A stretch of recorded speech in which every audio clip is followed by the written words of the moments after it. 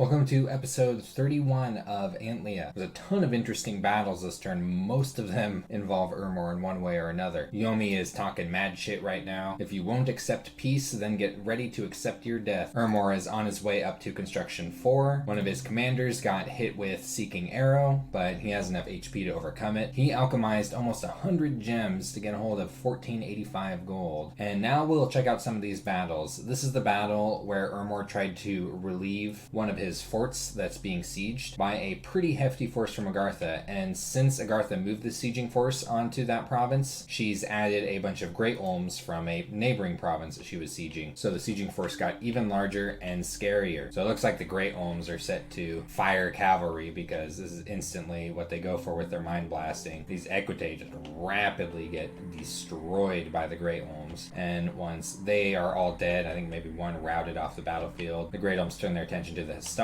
disabling looks like about half of them, which means they're easy to cut up by the heavy infantry and the long dead. The cavern guard barely got involved in the fight. So Ermor lost almost all of his units in this battle. The archbishop actually killed a ton of long dead, as H3 priests tend to be able to do, but overall these long dead are much more replaceable than 10 equite and nearly 60 Hastati. This battle here is just Agartha raiding small PD. This battle here though is Yomi intercepting Ermor's little group of Hastati here. Yomi's got some province defense here, but he's moved in an Oni Shugo with some equipment. I presume he's going to move to his Dione after this battle, as well as a Dione to try and take care of these Hastati. Let's see what the scripts are like here. So the Oni Shugo's casting Iron Skin, then Temper Flesh, and is moving into melee with its equipment. Dione's casting Summon Earth Power, Temper Flesh, Flying Shield. I think maybe an Iron Skin in there as well. Oh, and Flight, who's probably going to fly in, into the back. Now you see the Vine Shield in action on the Oni Shugo. These things are perfectly capable thugs by themselves. Having the Dione here certainly helps. And suddenly there's not so many Hastati here anymore. They've been routed and are now being chased off the field by a flying Dione. So Ermor lost most of his Hastati in this fight. 9 of them did retreat successfully. The commander's gone at the cost of a single Konoha Tengu for Yomi. I was excited to see this battle. Ermor's moving in some Hastati, just doing some raiding into Agartha's territory on the north side of Agartha's territory, kind of around where C'tis is living. And Agartha is countering this with her huge-ass Troglodyte Lord wearing golden sandals and a bunch of other equipment. 2 main goshes of pairing. Very high defense skill, very high protection. Does have quickness, does have luck. Let's watch what this thing does to these Hastati.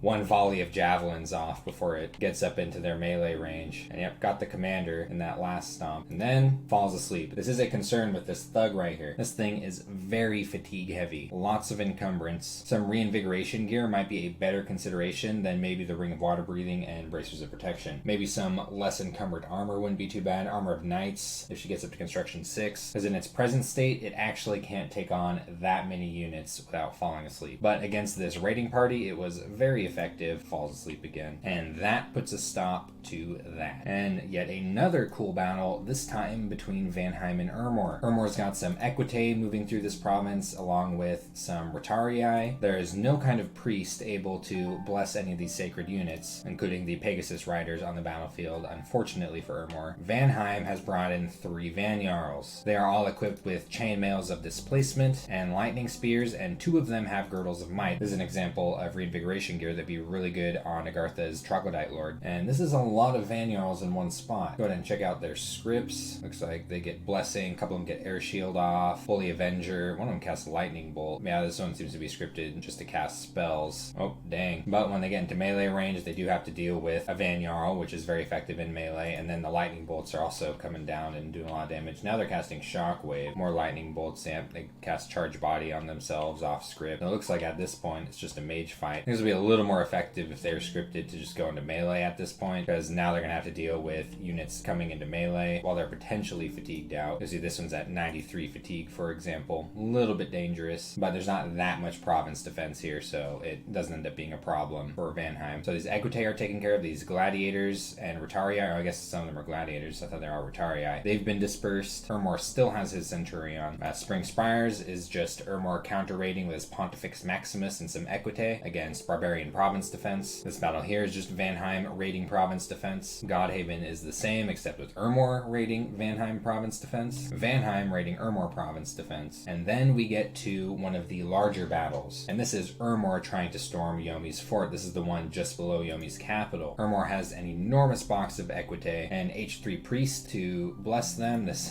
commander got hit with a seeking arrow, but did survive lots of afflictions and cursed from touching this dagger. Little box of Astadi back here. What Yomi has guarding is a decent amount of undead. These wolves are free spawned by the Onishugo. There's a couple of Naminari here scripted to cast Swarm. Suzu the sorcerer, I think summoning lesser air elementals, and then some Onishugo scripted to cast Shadow Blast. Now, Shadow Blast is a very powerful spell. If you've never seen it before, you're about to. Check this out. Did you see how many equite it just wasted back? Look at this. Equite are vanishing under Shadow Blast. But that's all the death gems that Yomi had put aside for this fight. Did take out an enormous amount of equite. Now all of these have to cut through a huge amount of little bugs and undead. All the while getting pelted with things like Frighten by these Onishugo. And this was actually a very, very close fight here. And do remember that after an update in Dominions, battle replays are not always the same as how they went down in the original game. Like after these Hastati, those equite are routed, by the way. After these Astadi broke through all that undead, they then have to fight these Onishugo in melee, and these are very powerful units in melee. Not only do they tend to buff themselves, but they have this second Oni spirit form that's ethereal, and in melee, they do considerable damage to these Astadi. In this version of the battle, Ermor just barely manages to scrape by with a win after his equite route.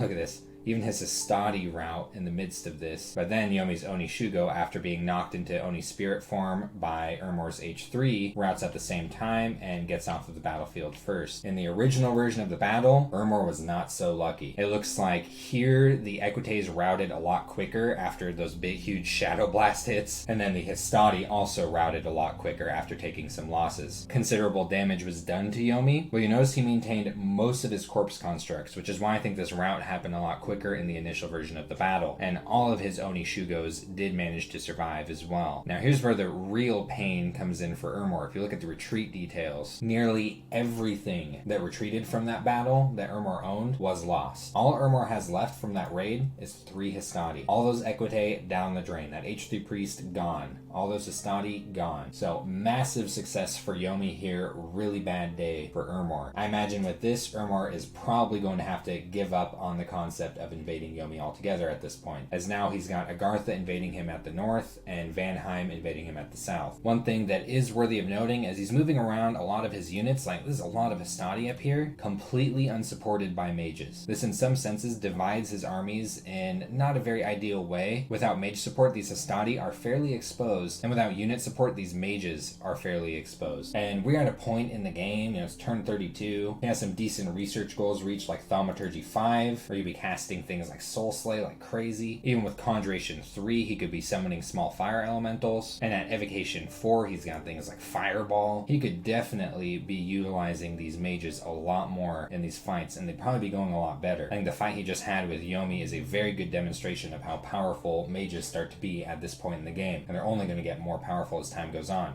C'tis has received a funny message from Ermor. If you remember, C'tis accidentally sent Ermor his battle plans, which involved invading Ermor. Ermor saying, yeah, I prefer if you didn't attack me. And this is just about the only diplomacy we've really been seeing from Ermor. I think Ermor might be in a better situation if he was sending more messages to people. C'tis just reached Evocation 5. That will land him Shadow Blast, similar to what Yomi just used. And now he's headed up for Conjuration 5.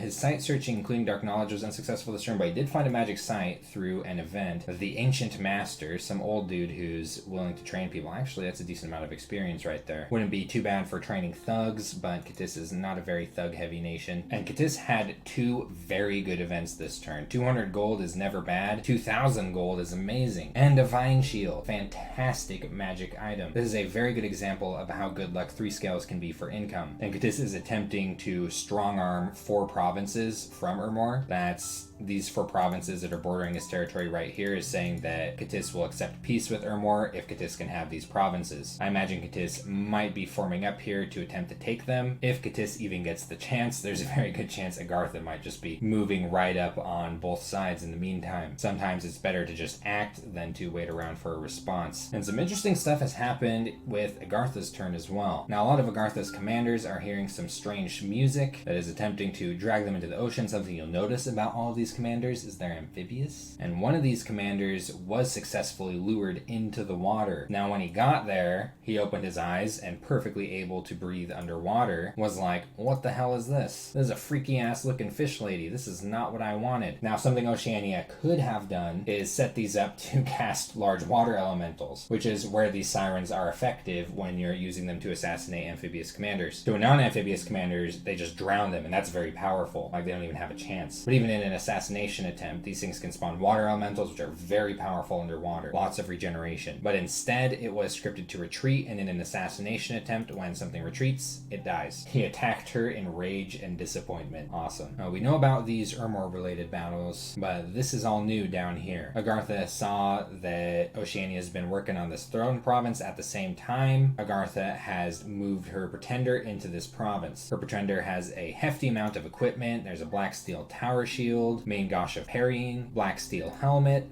black steel full plates. Those things just fully decked out in black steel equipment. Some earth boots that boosts earth magic. I wish these things gave reinvigoration. It almost seems like they should. Some bracers of protection and girdle of might for some reinvigoration. Now, what her pretender has to dig through all by itself is what is essentially a large amount of light infantry and archers. There are a lot of javelins here between the Lion Tribe warriors and this light infantry. Lots of projectiles in general. And then a single Lion Tribe witch doctor back here with some nature gems. This guy here either really hates music or has his sexuality under tight control. So let's check out how this thing is scripted. Summon earth power, iron skin, fire shield, body ethereal, and legions of steel, and then moves in. No air shield though, but doesn't seem to be a huge problem. Wow, this fire shield is doing an enormous amount of damage and has already caused a rout from most of the infantry just in time, as Agartha's pretender is just about asleep right now. Personally, I do think this fight was a little bit risky, but sometimes you gotta take risks, and in this case it paid off, as just like that, Agartha now controls this province. If there were more mages here, this would have almost certainly failed, but just a single Lion Tribe witch doctor, mostly casting a divine arrow, was not a problem. But then something crawled out of the water right next to this province. Oceania is sending in just about everything he has in the area that can walk on dry land. This includes his very kitted out pretender, as well as a guy riding a hovering shark. Pretty funny with the shambler skin armor that allows people to breathe air and water is also affecting the shark that this guy is riding. This is just some PD here. We're just kind of checking out what Oceania's got going here, which is a kind of a big mess of lots of stuff. Now, these Ictitars are actually fairly powerful on land in that they berserk and trample. They don't trample underwater, so it's mainly just their berserk that makes them decent units. But on land, I actually see them as fairly scary, though they're definitely prone to projectile fire. So with this turn of events, it looks like Agartha's thinking twice about committing so much into Ermor's invasion. She is turning this army around and bringing it back into Dershid, for example, though she is, of course, storming the castle here at Nifel. And now it looks like she might be focusing on the threat that is coming up from the water. It would be really nice to, I think you can get these Olm Sages in cave provinces outside of the capital, but this is the only cave that Agartha has, which is her capital. These Olm Sages would be ideal in a war against Oceania, but they are kind of hard to mass on your capital because they're competing with these oracles, which are also very important mages to be summoning. You need as many of these as possible. She is getting her pretender right out of this throne province, only putting a single PD on it. I think she knows that Oceania is going to take it. It is a throne of life. This is a very good throne, especially if you don't have maxed growth. The nature gem income itself is very tasty, though I don't think Ermor knows about this. This is probably very welcome for him, as it's taking some of the heat off of his back in his north right now. And Femoria has received a message from Xibalba. I think this might be in reference to the Seeking Arrow casting that is now plaguing Xibalba. There's been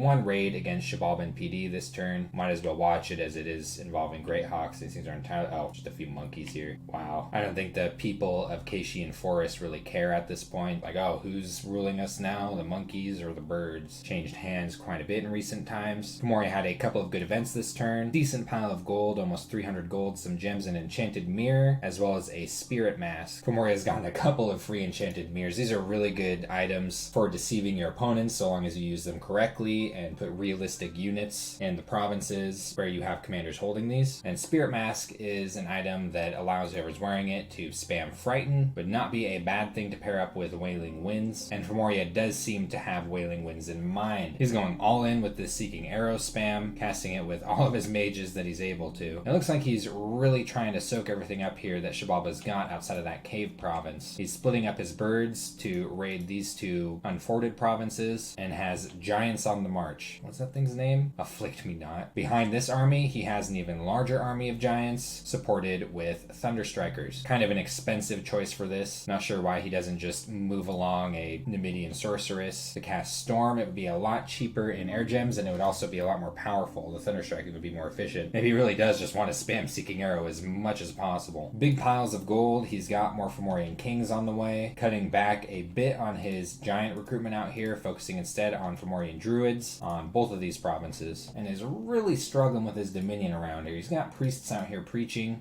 Really might need some more priests out here. His Dominion spread is abysmal. Vanheim, nothing but battle messages. We have checked all of these on Ermor's turn. So now what we've got to check out are Vanheim's movements. Now this right here is something I disagree with quite a bit. He's got 3 kitted, very capable thugs, and he's moving all of them in one big mass into a single province. Now what I personally would think would be a lot better for Vanheim right now is if he was to do something more along the lines of this, or even this, though this could potentially piss off Agartha or even bump Agartha. In fact, Agartha is moving into this province, but he could easily be taking out 3 sets of province defense with these. Now this would also be a lot more efficient if he had done his research a little differently. He barely has any alteration. An alteration is really what you want when you're thugging with Van Jarls. Like, I don't know if he could do much better than this right here with his current research where it's at. I guess he could cast like Windrunner. I almost wonder if this is even a good idea. I never really use this spell because there's usually better options, you know, like Mist Form or Flight, which you get at Enchantment 2. Also, I think a very important research goal, as Flight allows you to get right to the back where province defense commanders tend to be. Even still, with this script,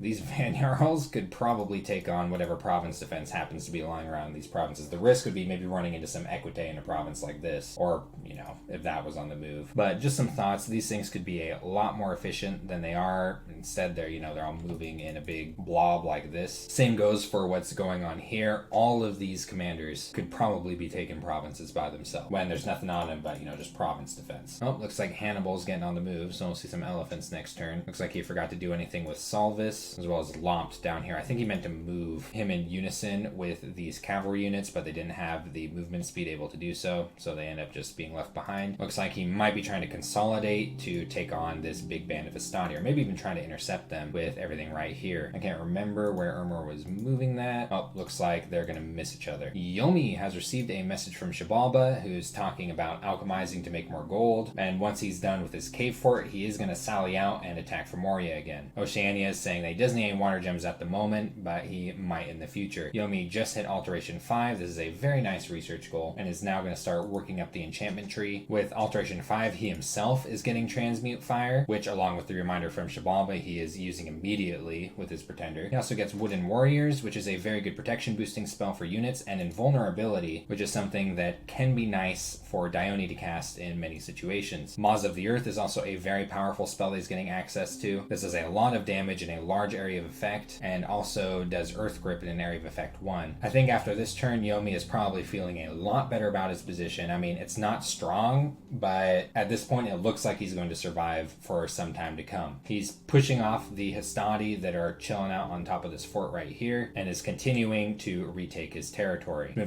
He's moved most of his gear back onto this Dione here. Yeah, I think with this current setup and this mirror armor, probably is better to cast Iron Skin than Invulnerability. And let's go ahead and check here exactly what his protection is getting up to after his buff cycle. So he would get more mundane protection casting Invulnerability on his head, but slightly less on his body. So I guess just interpret that however you want. It is going to cost him more fatigue than Iron Skin, as Iron Skin is only an Earth 1 spell, so it's very easy for Dione to cast it. Something to consider. And now I imagine Yomi will be licking his wounds a bit, might take back some of this territory on the border along here if he gets to it before Vanheim does. Maybe someday he will recapture Bright Woods or venture into one of the neighboring throne provinces, but I think at this point it's safe to say that he has successfully defended himself in the war against Ermor, though of course Vanheim and Agartha helped considerably to this end. Xibalba has received a message from Yomi encouraging him to defend that cave. He's gotten a decent stack of gold this turn through some alchemy. There are arrows flying right into his cave from the sky. Out of it, he did lose a anakom. This is what an anakom is. It's a blood mage and a priest and dies very easily to something like Seeking Arrow. And there's more Seeking Arrows coming as something that could end up being a large problem for Xibalba. He found another blood site. Blood sites are not very common here in Dothi, and this one just produces an astral pearl a turn, kind of an unusual site. And he's got his lab coming up here on the next turn. It's going to be really nice, especially with this second gate here, where he has a 15% reduction on cost on blood spells. And it looks like this is just where he's moving pretty much everything he has. Most of the stuff from his capital in this province are headed toward this cave. I thought he was going to blood hunt with these after site searching, but it looks like he's scrambling them back into the cave. Might be a good idea, as Femoria is moving in on both of these provinces this turn. And unlike Yomi, I think things are looking a little bit bleak for Xibalba, though this is going to be a very difficult thing for Femoria to overcome. And Oceania, as of this turn, has finally woken up. He hasn't been enormously active in the water so far in this game, and now he is finally attacking Agartha. C'tis is telling Oceania that he is also going to attack Ermor, and he received a message from Femoria just saying that he's got to research up to construction 4 before he can trade relevant items, and is talking about the strength of, I'm not sure if he's referring to C'tis or Agartha here, saying that they have access to perhaps 4 thrones. Now, I'm sure all of this is kind of a bummer for Oceania. He's been working so hard on this province, and then Agartha takes it. Also, losing a siren like this, I mean, yeah, this is kind of what you should expect when you're using sirens against Agartha. Pretty much everything Agartha uses is amphibious, but you can still take them out. Yeah, he's sneaking all this stuff back into the water now. You can still take them out as long as you script them to summon water elementals in a battle and not to just run away. Oceania is now splitting his forces and is going to attempt to take both these provinces here. There's a temple here that he's going to try to raise with, I guess, is the bulk of his units. And most of his mages, including his pretender, are moving onto the throne province. And it looks like just in case Agartha was thinking about moving his pretender down to this province, he's moving a whole bunch of aquatic units, including these Triton troopers. These are mercenaries, as well as Leo Campi. Agartha is, of course, hightailing it right out of this province, so we'll be able to take it. Unfortunately, Oceania does not have a whole lot of nature gems right now, and he's using them really quickly, so he can't do something like grow fortress. That would take a couple of turns, though. However, if he had prepared to do it, he could have sprung a fortress up pretty easily here after building a lab, as Agartha is at least a couple of turns from turning around and trying to recapture this throne province. Just a good spell to consider. Grow Fortress is a very powerful spell that springs up a fort like this one instantly. Now, he's finally got some proper units on this province to make use of with the Enchanted Mirror. There's a bunch of Ictitars roaming around, and it'll look like there's 70 or so to anyone looking in like C'tis or Agartha. And he's got more reinforcements on the way. Unfortunately, a lot of them are aquatic and can only be used defensively in a war against Agartha. Now, if Agartha decides to turn her full attention onto Oceania, I think Oceania is going to have to come up with a different strategy pretty quickly. Like, even if he was to use a lot of water elementals, he does have Conjuration 5. Water elementals are mindless and cannot be targeted by mind blasting, which means mind blasters aren't going to have much to pick from. Probably going to go after his mages that are casting the water elementals. Something to think about. He does have a tricky situation ahead of him if this does turn into a full-blown war. But at least he is going to take this throne that he's been working so hard on, at least for now. So that's been turn 32 of Antlia. This has been a very eventful turn. A few things have definitely changed on this turn for Yomi, for Ermor, for Oceania, for Agartha. The war between Femoria and Xibalba is starting to tighten up. C'tis is talking about entering a war, and Vanheim isn't really getting too bothered. Though if Agartha pulls back from the war against Ermor, Ermor will have no one else to focus on, unless Yomi keeps pushing out. We'll see where this is all headed in the next episode.